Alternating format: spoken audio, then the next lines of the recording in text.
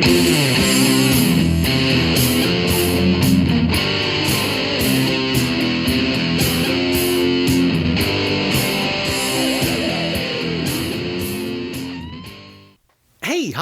welcome to Someone Else's Movie, the original podcast where an actor, writer, director, or nebulous industry figure gives a little love to a movie they didn't make. I'm Norm Wilner, senior film writer for Now Magazine, and this is the other thing I do. My guest this week is Antoine Bourges, a filmmaker who broke out with East Hastings Pharmacy, a study of transactional relationships at a Vancouver methadone dispensary, which was named Best Canadian Documentary at the Doxa Festival in 2013. His first feature is Fail to Appear, a closely observed drama about a young social worker trying to help a troubled man through the court system in Toronto. It's streaming on Mubi right now, but it's going offline tomorrow, Wednesday, June 6th.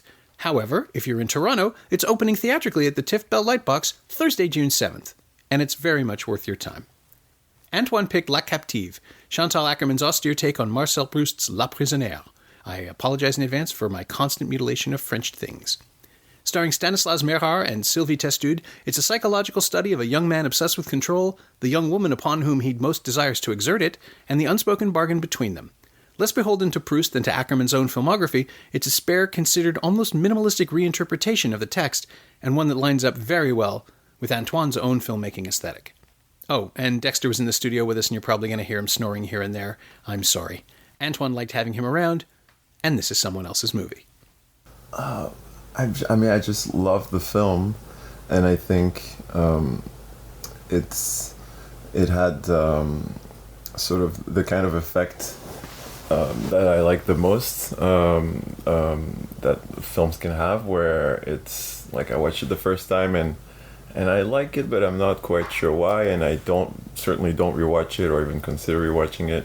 And then time goes by, and I just realize that I just remember this film that I saw. It just stays with me, and then I watch it again. This is sort of like the best way for me to really enter a film. Strangely, is just to not completely connect with it the first time. That's interesting, but it pulls on you. But it definitely pulls on me, yeah. And because I've grown to really love Chantal Akerman's work.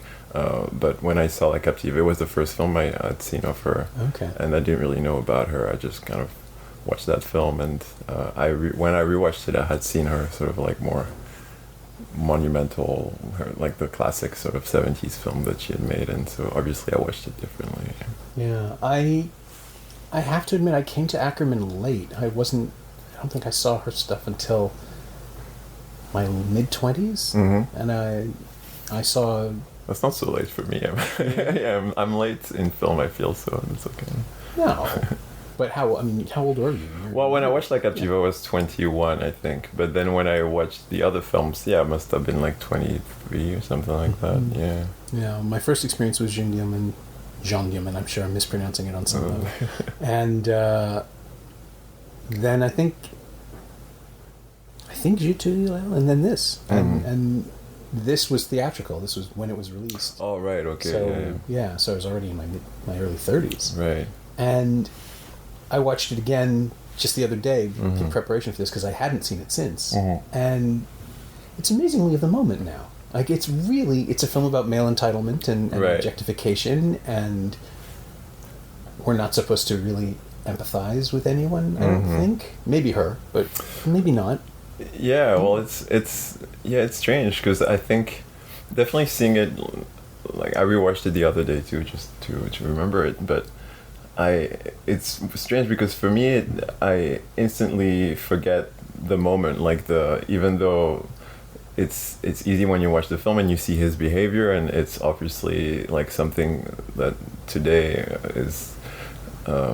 It's odd to say the least, but somehow as you watch the film, you forget that, and you sort of connect with him and her, and the fact that they kind of both, we can talk about it more, but like they both sort of get off on that. Yeah, I mean, it's absolutely a mutually frustrating and exploitative relationship. The title notwithstanding, there's really no question that they're both in it willingly. Yeah.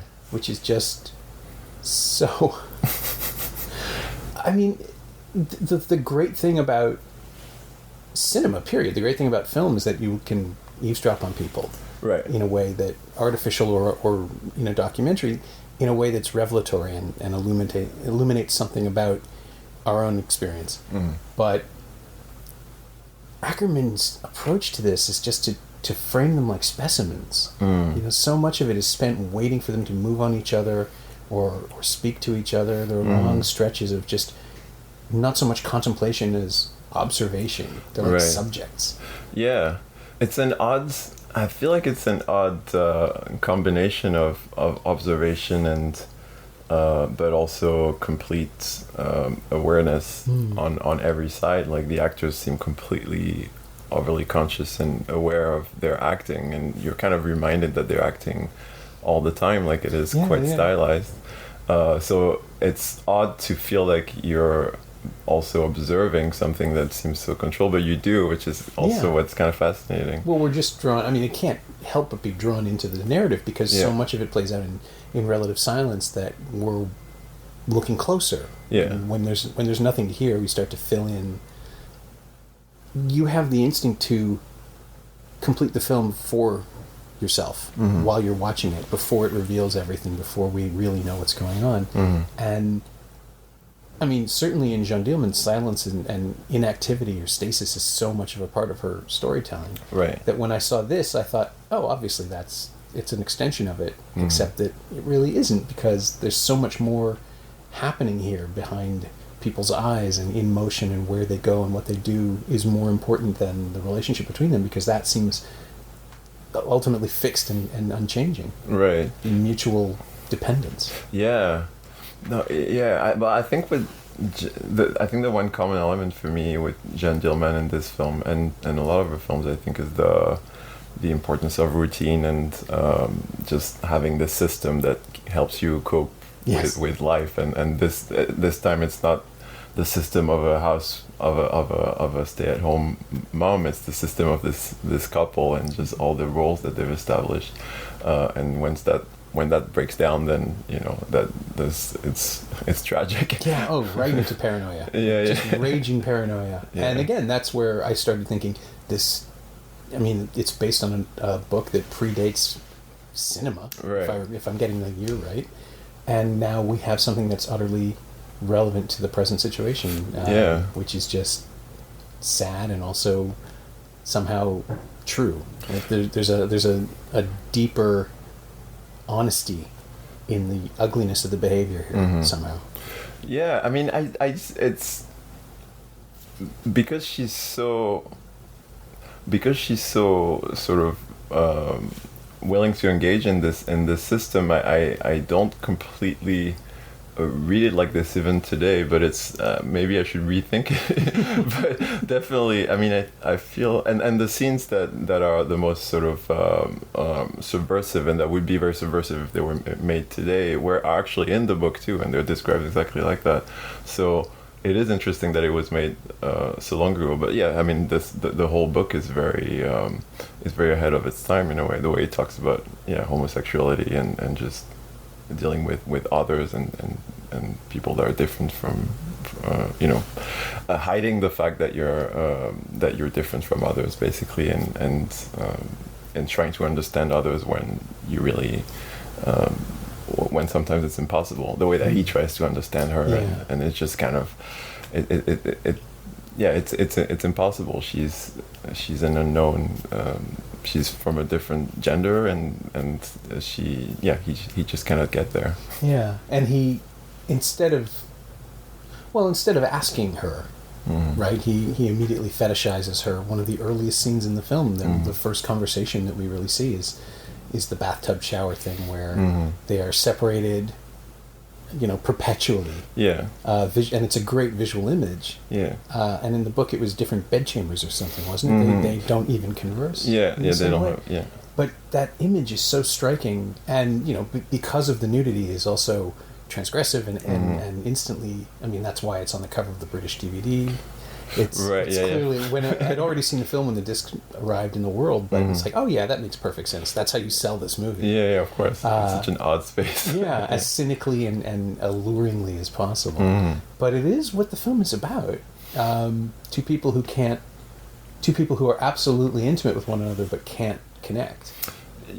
And and I think the pleasure in that, at least for him, or it's clearer to see it from his point, because he gets most of the screen time, and it's a little bit more about him. But the pleasure, I think, that he gets from this distance that he creates himself, like sure, yeah, he's like you said, she sleeps in a separate room. She sleeps in this sort of day bed. It's not quite a bed, and every night she's like, "Do you want me to come in? You come into your room?" He says, "Oh, I'm not sure." And then he goes to his room and he calls her. He's like, "Okay, okay, now you can." And it's this weird. He likes this distance. I think that's what he. I feel like he doesn't quite know what to do with her if she was just fully there, and his only source of pleasure, and to really even have a sensitive appreciation of her and her femininity, is to see her through this glass, or through this distance, or be, sort of press against her when she's asleep, and recount it to her later. Recount it to her. I did all these things to you. Yeah. And she says, "Well, that's fine." She's not torturing him. I was trying to figure it out this time through. Just there's complicity, and then there's consent, and then there's all these other levels in between. But he does seem happiest when he is pushing her away, like when he's resisting her. Yeah. And I realize, like, we've been talking about them for however many minutes and haven't even mentioned their names yet, because it doesn't even matter. They're just elemental. Him and her. And there are other characters in the film, but they don't really factor in. Even when someone is stealing her away, it's not essential to their relationship. And his greatest desire is to know where she is at all times, even though that's not healthy for anyone.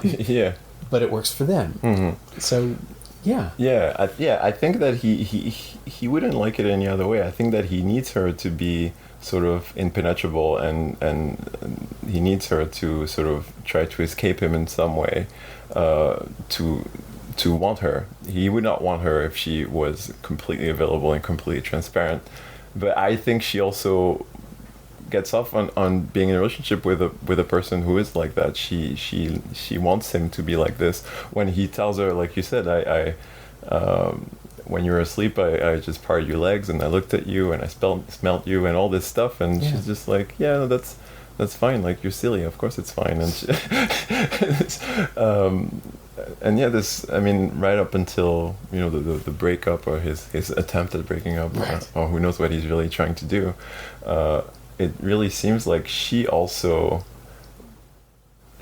would not like it any other way, until the very end, I think, where it's actually too much for her. I think that's sort of the breaking point.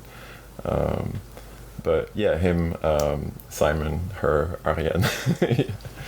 But they are just the he and she of the story. There is a larger world, but we barely see it. I mean, it's a depopulated film. There's almost no one else there.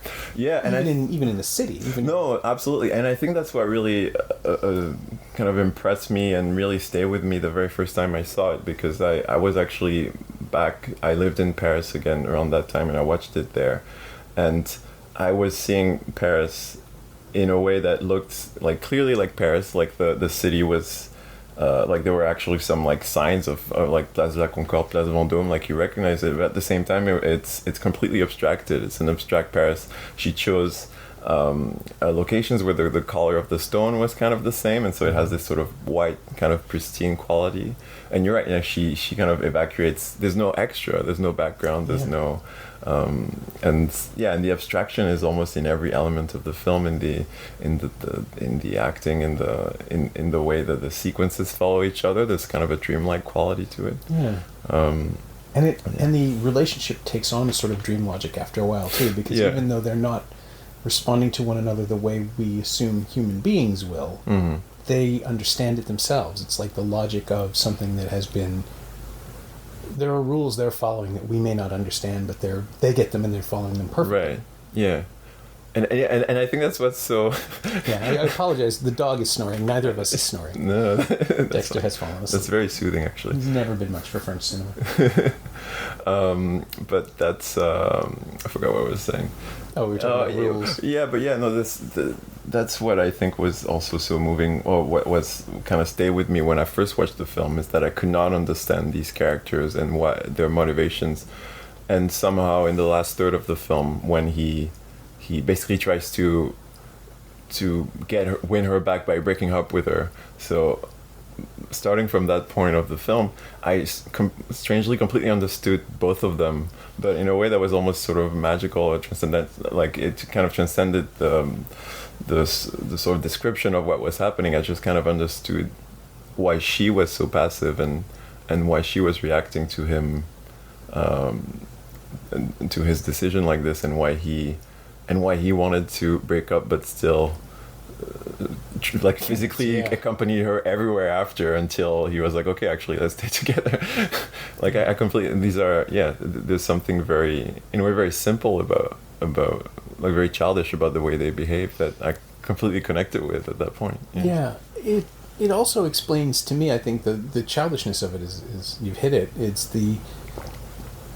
It's not, while it is clearly a sexual relationship, it isn't a sexual relationship. It doesn't feel like it. There are no waves of attraction, and there's no sense that they even like each other, really. But if it's an elaborate framework that they've constructed, so they don't have to face the depths of their feelings, or at least so he doesn't have to face the depths, because I'm not sure she really worries about it that much. And maybe that's the bargain between them. The only way to maintain balance with someone who's so needy is just to not give, right? And then somehow pretend that you hold all the cards. I think it's sort of a perfect combination of people, and at the same time it's also doomed to explode at some point. But I think never going to work. I mean, that's what makes it sort of like this great combination of like art film / melodrama, or whatever it should be labeled. Like it just starts already, you kind of see it, you know where it's going, kind of thing. They don't make films like this with happy endings. And Akerman especially, she was never one for settling things and leaving everyone better than they were when they began. It's an interesting perspective too, because a woman is making this film, and she's absolutely merciless towards both the male and female leads, but adapting Proust, who was such a fundamentally male writer, not in terms of masculinity, but in terms of his insecurities and his self-doubt. Women simply weren't allowed to write like that when he wrote the books. And I'm probably just punching above my weight here. I'm not really going to do this justice. But it's a strange proposition to take on something like this and come off with a film that is as contemporary and as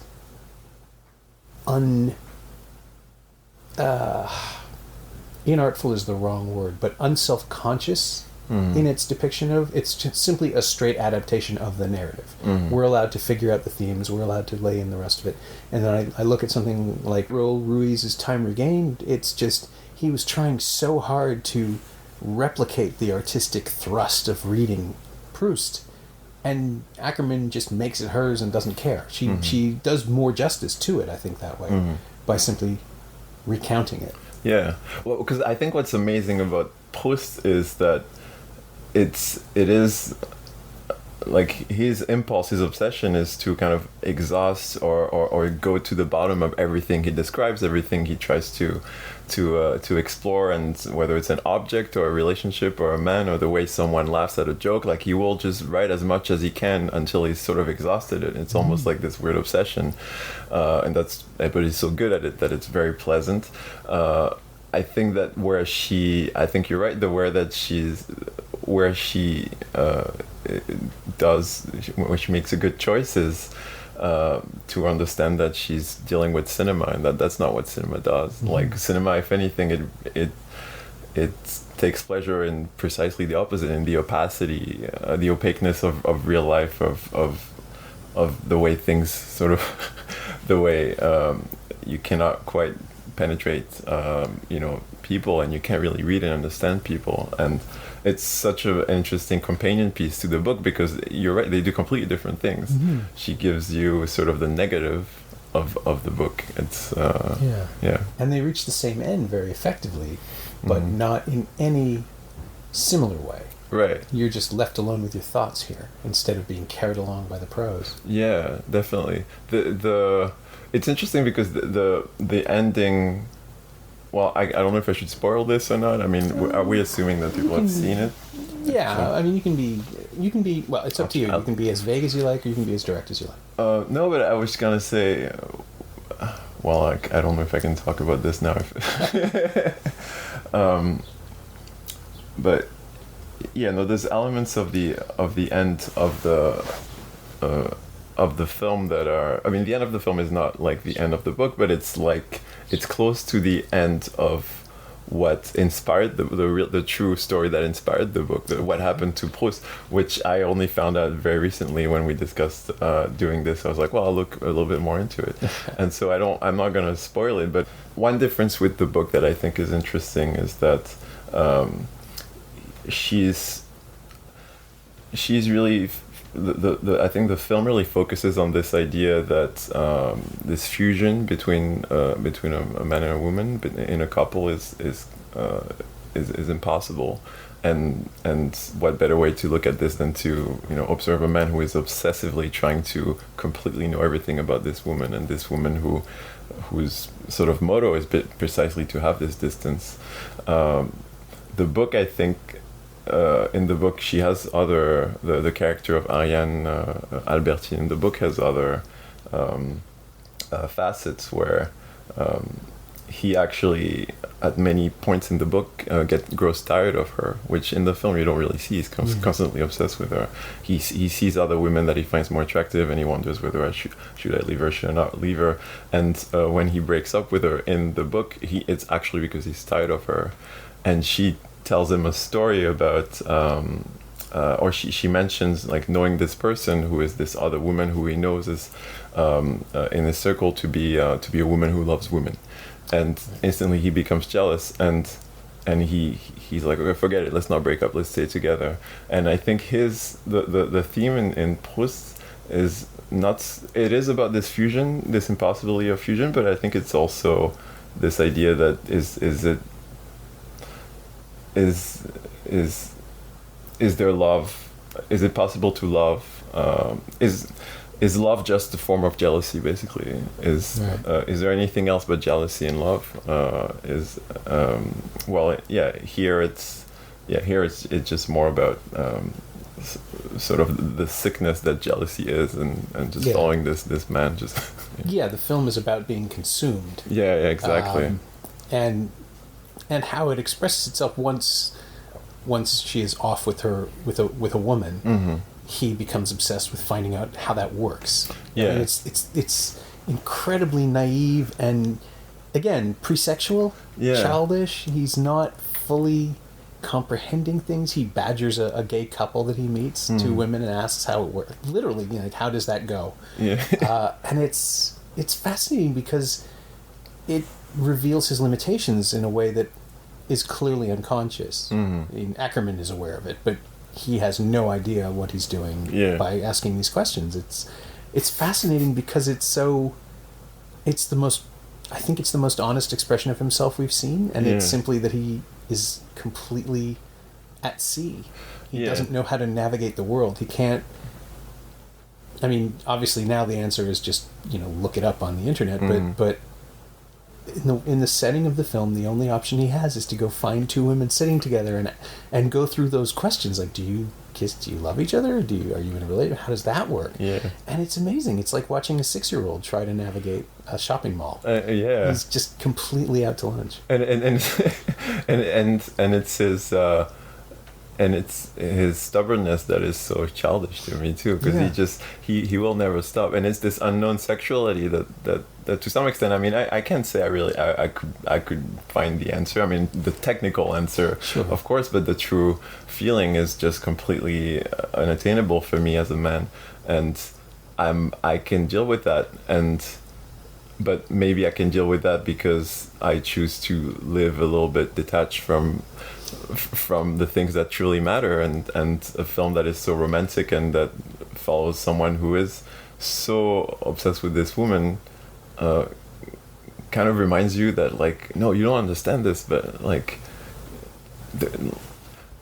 why doesn't it bother you more that you don't understand it? And because it bothers this guy a lot. The lack of self-awareness is fascinating. That you can be so certain that he can be so certain of his love and his desire being pure and true, not pure in a positive sense, but just unfiltered and undiluted by the world, that the only thing he wants is to be with this woman who doesn't want to be with him at the moment anyway, and has embarked on a new relationship which he now has to clarify and quantify and codify in order to understand, so that he can then ignore it and disrupt it and try to get in the way. It's so I don't know if she doesn't want to be with him. Well, but if she's with someone else in the moment. Oh, right. Oh, yeah, no, absolutely. Yeah, when he...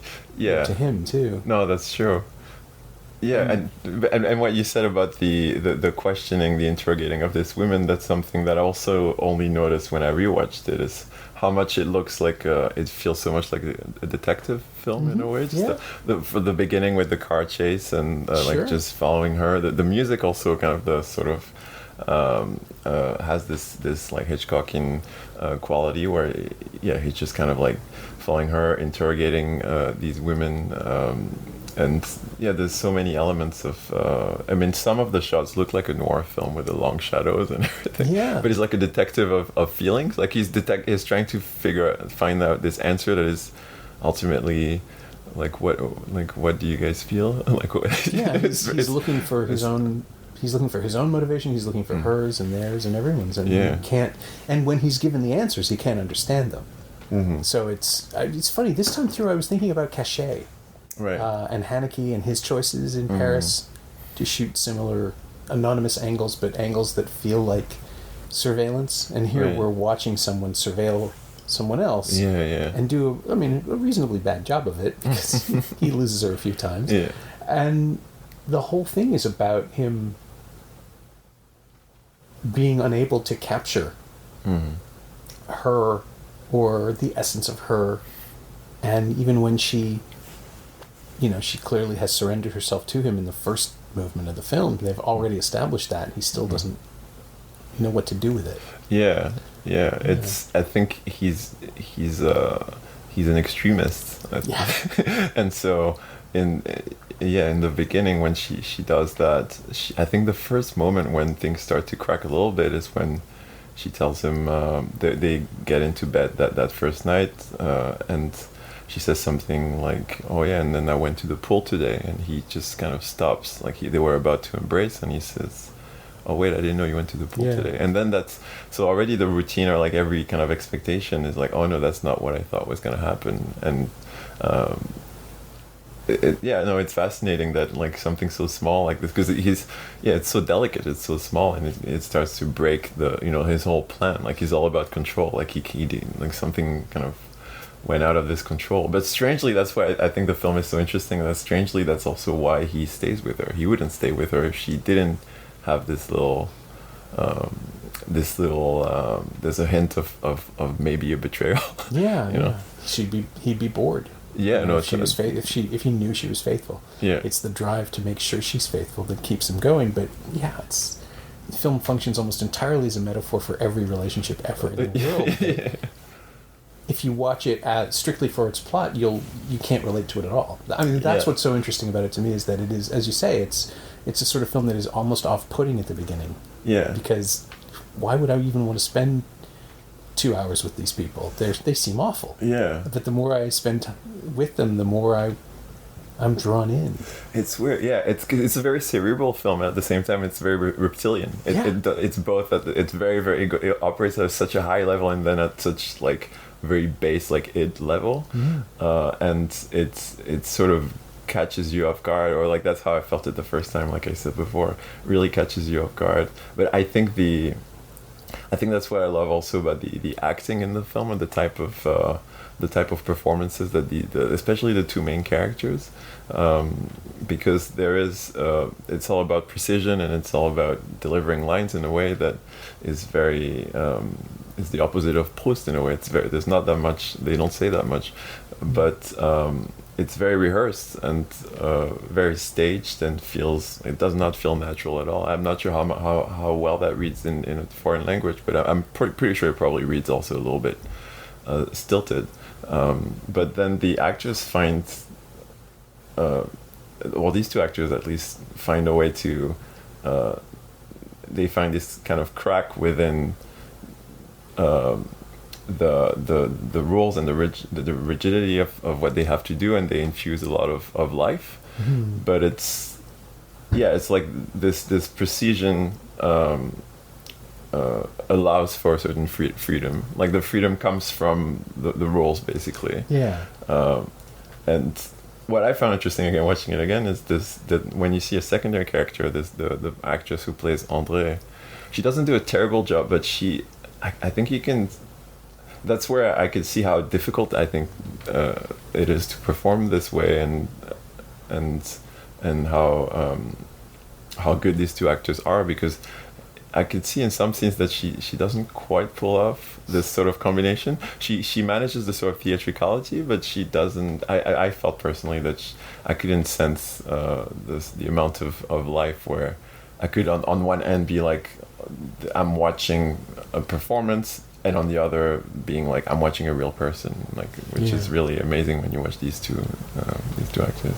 Yeah, I had the sense too that a lot of it is ritualized, that a lot of their exchanges have been negotiated long before we got here.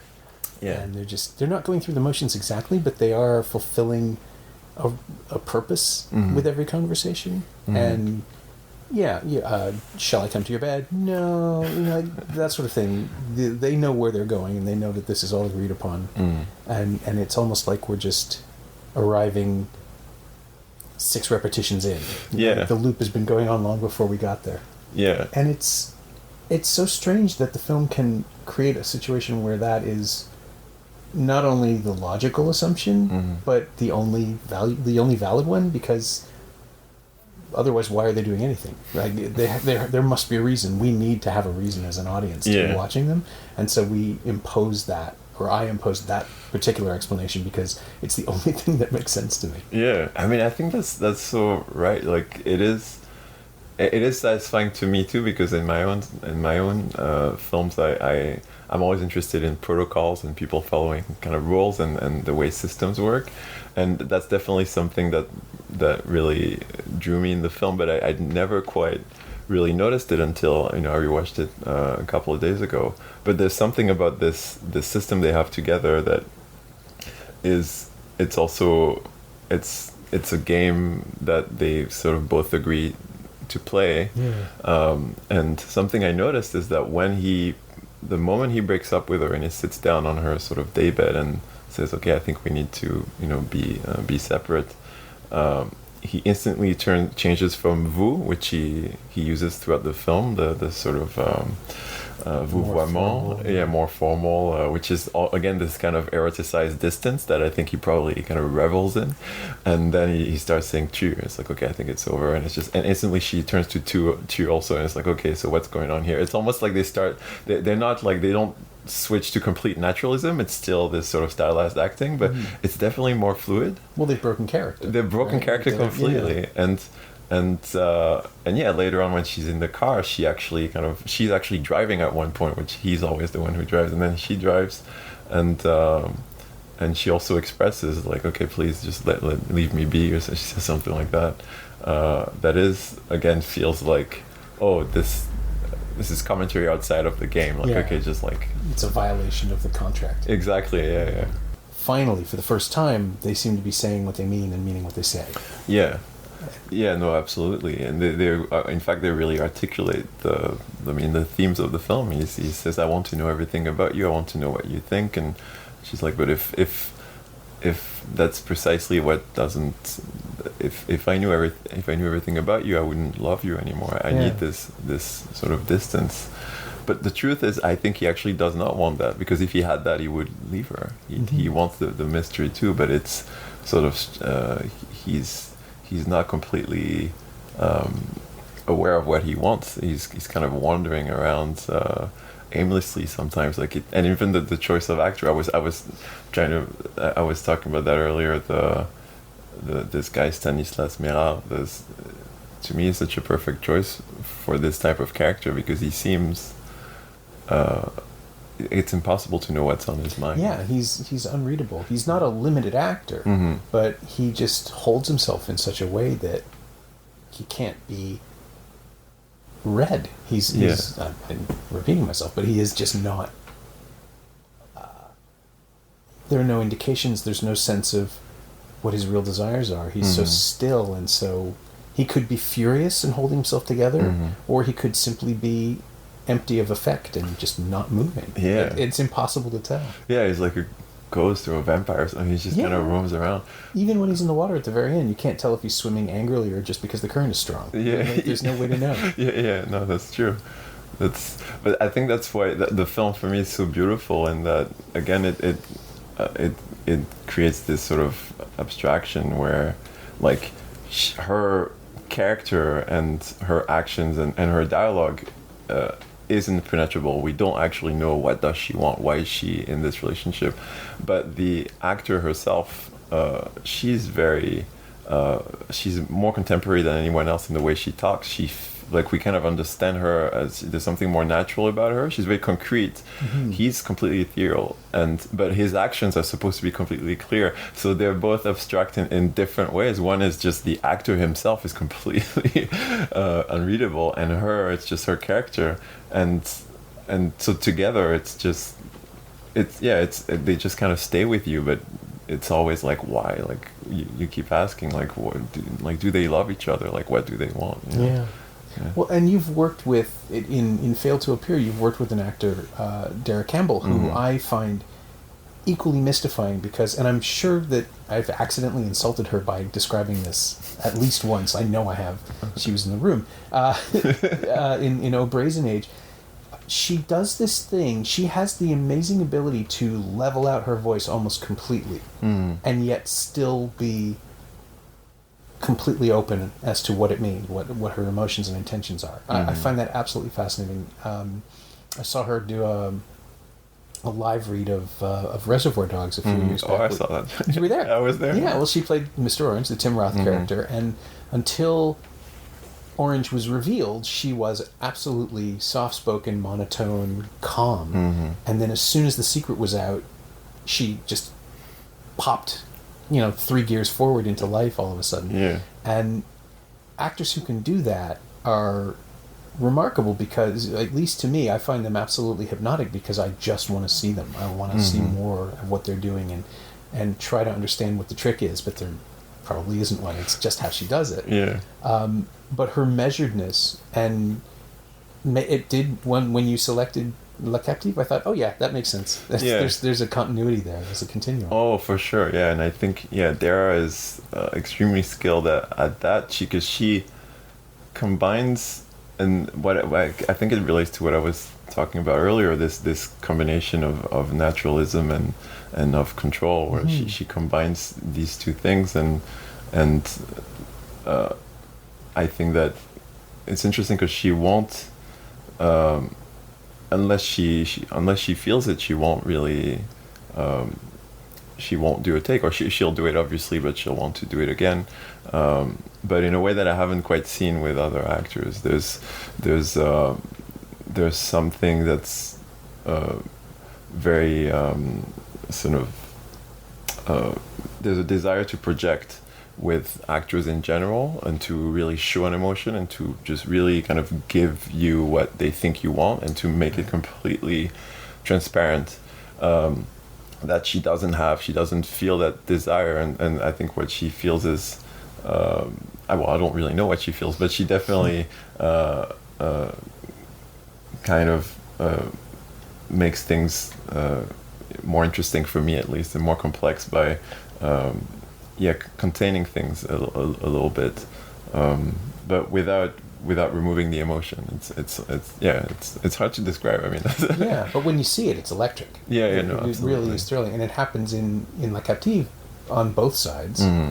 But yeah, you're right. Sylvie Testude is so much more immediate, and her acting style is sort of unadorned. Yeah. In that it's not. He is doing something so small and precise that it's almost undetectable. Yeah. And it makes us look closer. Yeah. Whereas she is playing, to my mind, she's playing someone who is fully on board with whatever we're seeing, even if we don't fully understand it, but also would really just like to be able to have a relationship without all the trappings. There's a sense that of the two of them, she is the one who would be more eager to get closer, right, on an emotional and just physical and every other level. She's constantly trying to nudge him towards a healthier version of what they're doing, and he just won't register it. Yeah. Oh, he's too complicated. Yeah. But Or he feels he is anyway. Yeah. No, definitely.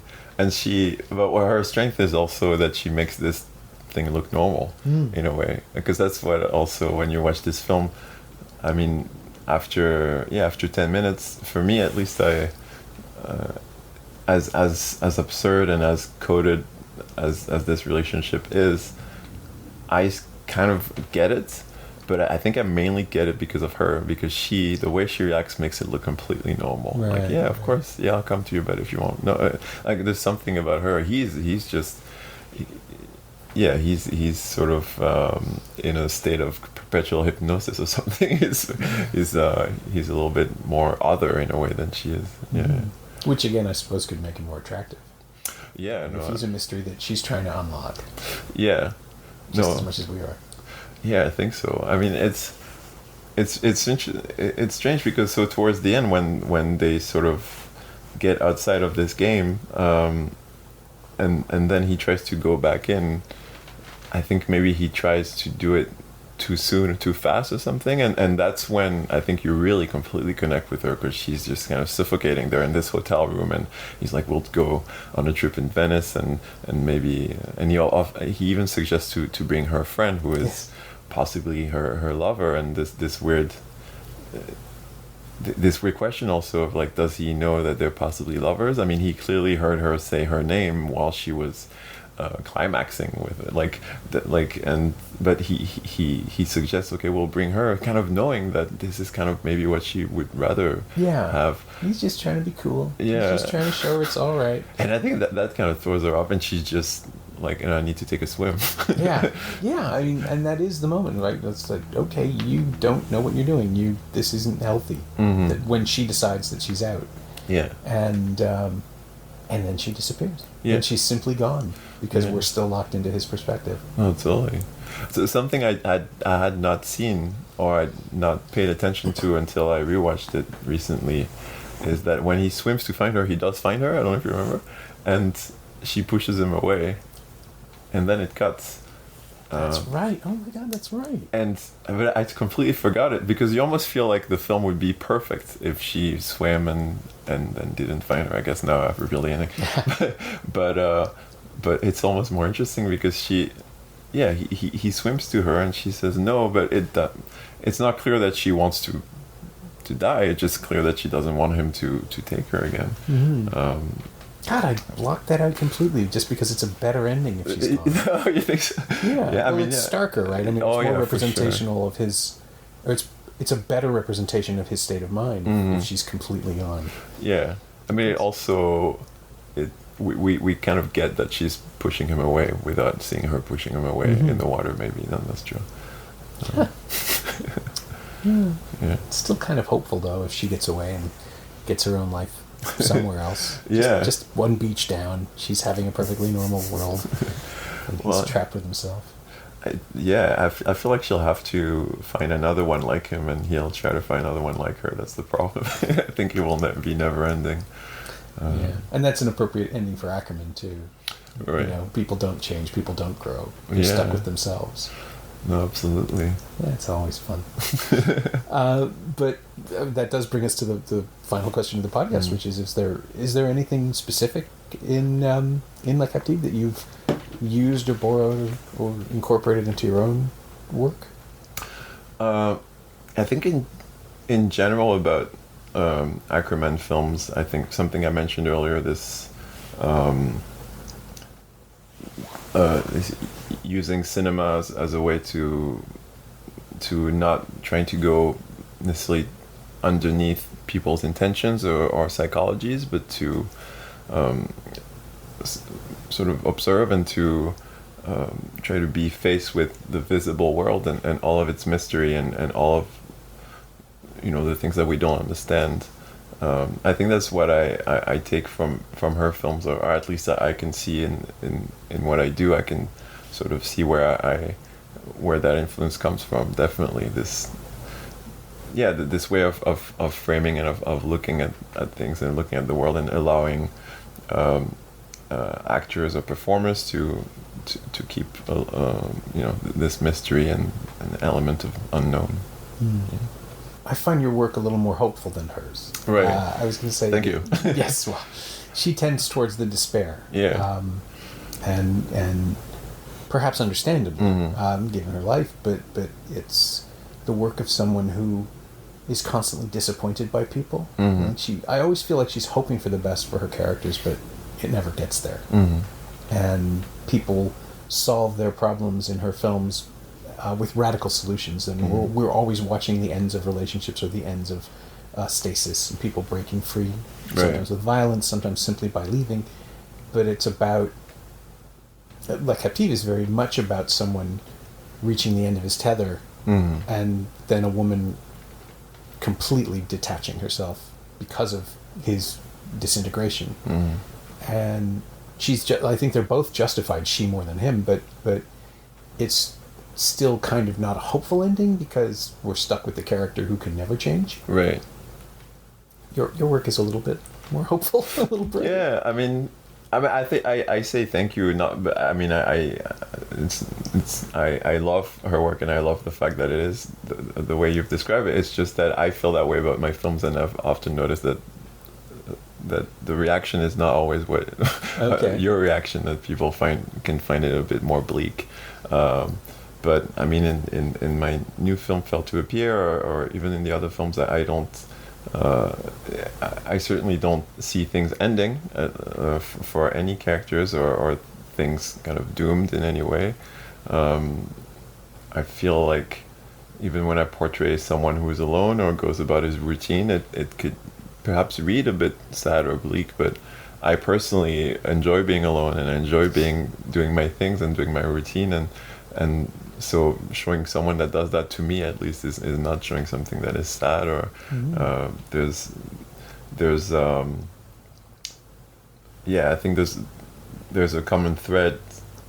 I think in what I've done is that the people are always kind of trying to resist either kind of specific circumstances or sometimes things that are a bit more abstract and internal, trying to resist. Dara's character is trying to resist I think something, I'm not quite sure why, but you can see her in the way she works as a caseworker in the film, like she's trying to overcome something that's very personal. And I think that's very noble and positive, and I kind of admire that about people. So I tend to think that, my work is definitely more optimistic. Yeah, well, and she's trying to do that so she can do her job and help someone. Right. It's an altruistic impulse that started the whole thing. Right. The reason she's there is to be of service to someone. Yeah, no, totally. And I think the admiration that I have for a character like this is that in the film she's this person who studied literature and who, through having empathy for the characters in the books she read, decides that this empathy should be used in real life. And the film is about how, well, real life is complicated, and that might not be just that simple. But she does it, and she's still doing it.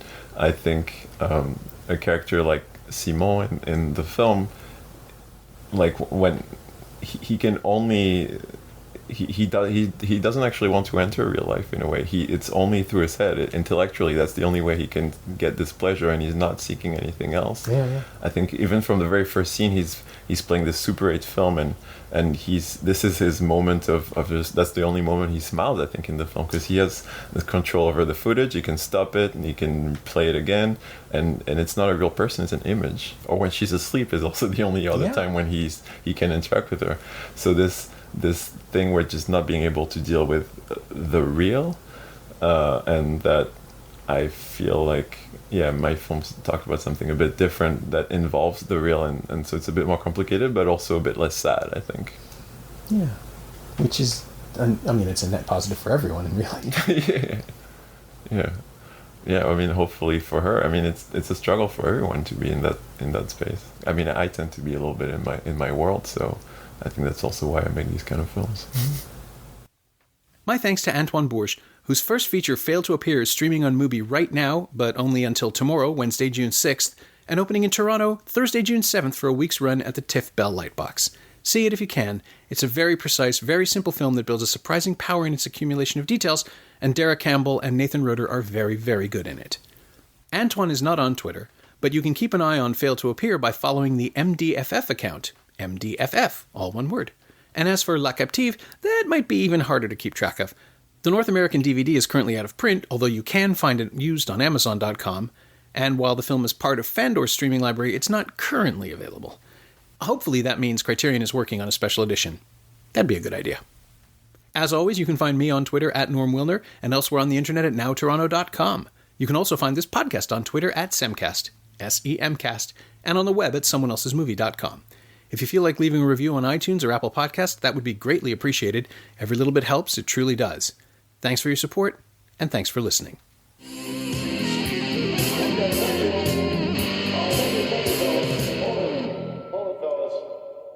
I'm afraid you're just too darn loud.